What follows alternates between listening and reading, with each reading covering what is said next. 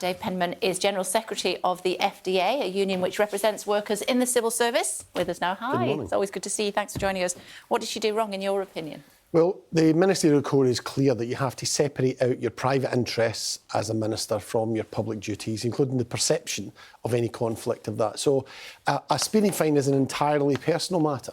So if she's asked civil servants to intervene in any way on that, that would be a breach of the ministerial code. And it's really important because it means that if something is personal to Suella Braverman as an individual, civil servants are not acting on her behalf, and it doesn't look like the government or the Home Office is, in this case, potentially making a request to have a private session in relation to her speeding fine. So people close to the Home Secretary say that she wasn't asking the civil service to book the course. She'd just gone into the office and said, I've got this flipping parking fine, speeding fine.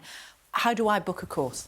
Well, if that's the case, I'm sure there's no case to answer, but that's not what is being reported. I think there are questions for the Home Secretary about what she did and didn't ask civil servants, including a special advisor. If anyone has been tasked, a taxpayer-funded civil servant, whether a special advisor or a permanent civil service, to act on her behalf on a personal matter, that's a breach of the ministerial code. Now, there are clearly questions about that. I'm sure she can answer that, but the only way to clear this up is an investigation under the ministerial code to determine whether there was indeed a breach.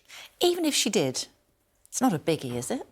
Well, it's really important, I think, that we separate out what is a personal interest. What if it was simply the fact that she was embarrassed and she was actually using taxpayer-funded civil servants to try to avoid what everyone else who has a speeding fine has to do? That would be a big deal because she'd be abusing her position.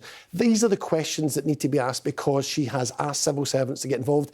They were so concerned, they raised concerns at the centre of government and they refused her request. Now, that would not be normal. Civil servants would not and do not want to refuse requests of ministers. So it suggests there actually is something of substance here at the heart of it, and the only way to determine that is an investigation under the ministerial code. But everybody can have a private speed awareness course, can't they? I have no idea, but that's a personal... Well, that's fine. She can apply for that personally. It is a personal matter. I've had a speeding fine. I look at the form, I tick the box. I don't need advisors to tell me what to do. So the question clearly is, did she abuse her position? And what did she ask civil servants to do? The only way to clear this up is an investigation under the ministerial code. But she's an incredibly busy woman, isn't she? I mean, is it really that wrong just to say, can you just find out for me, can you just find out for me how to fix that because I'm busy trying to sort out immigration? Civil servants are publicly funded. They're paid for by you and me. They're not there to support the personal interests of a minister. They don't do their shopping, they don't look after their children, and they don't sort out their speeding fine. That's really important as well. They're there to work for you and I. Any minister has got personal issues that they have to deal with. And we've seen other ministers in the Home Office who have faced similar situations deal with it personally themselves. What do you say to those who say, you know what, first they came for Dominic Raab, they did for him, now they're coming for Suella Braverman, your members? This is about ministerial misconduct. So it's not about anyone coming for anyone. Dominic Raab was found to be a bully by an independent investigation. Suella Braverman faces accusations about her conduct and whether she's abused her power. That can only be settled by an independent investigation as well. Now, the Prime Minister's decided that he wants to retain the veto over this, which means it's now his call and his decision. If I was him, I'd get an investigation going quite quickly so we stop answering these sorts of questions where everyone's speculating and we find out the facts. If it's about wasting civil servants' time, why would those civil servants then feel the need to go on and tell someone about this in high office rather than just say, no, I'm not going to do that. I'm too busy carrying on with my work, and just carry on with their work? Well, what they will have done, it looks like, is they would have decided on that request. They perhaps were concerned about it, and they would then seek advice either from the Permanent Secretary in the Home Office, or they would go to the Cabinet Office with their specialists in the Propriety and Ethics team who advise on these sorts of conflicts of interest issues. So they've done exactly the right thing. They've got their own code, which says that they cannot further their own personal interests or the personal interests of others. So potentially, if they'd done this, they'd have breached their own code of ethics. OK, so just to, if there is an investigation and she is found to have broken the ministerial code, what should happen to her? Well, that depends. The ministerial code allows for a rap across the knuckles or potentially a resignation. Depends what she's found to have done. We don't know. It's up to the Prime Minister. The Prime Minister is the judge and jury on that. He can look and see how severe, if there has been a breach of the ministerial code, is it, and what is the appropriate punishment punishment for that. It used to be it was accepted that people just resigned. That's now changed. So if it's a minor breach, as we've seen in the past with other ministers, then essentially they get a reprimand and there's no dismissal. But we need openness and transparency when it comes to ministers.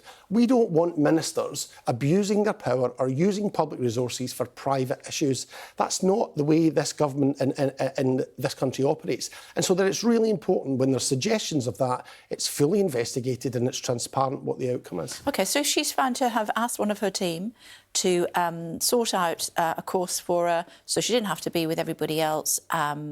What should happen to her? The Prime Minister decides on a punishment on that. I'm not the Prime Minister. No, you're not, but what would your members be happy with? I think recognition that that's wrong. It depends how kind of egregious that is. Did she put pressure on individuals or was it just a mistake that was made? You know, she was the Attorney General. This is the ministerial code. She's an experienced minister. All of those things would be taken into account. I could find a bit of the code that she appears to have breached within a matter of minutes when you go into the ministerial code. That separation of private and public is quite clear. And it's also quite clear that it's a personal responsibility of the minister. It's not the job of the civil service to police this. So ultimately, the Prime Minister needs to take all of those things into account, deal with the facts, and then make a judgment about what the appropriate What about the fact that she's is. broken it before? Well, that may be taken into account. You know, I mean, the ministerial code is there for all ministers. She's an experienced minister.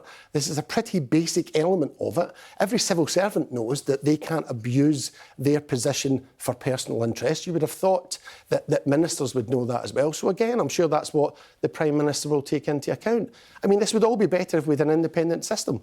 It shouldn't really be for the Prime Minister and all of this, because there's the potential here that he's making a political judgment either way. No, he's asking his independent advisor. He's asking his independent advisor for advice. The independent advisor cannot launch an investigation without the Prime Minister's permission, and the Prime Minister is the sole arbiter on the outcome of that. An independent process would take this completely out of the Prime Minister's hands and would stop people accusing people of playing politics when it comes to these issues.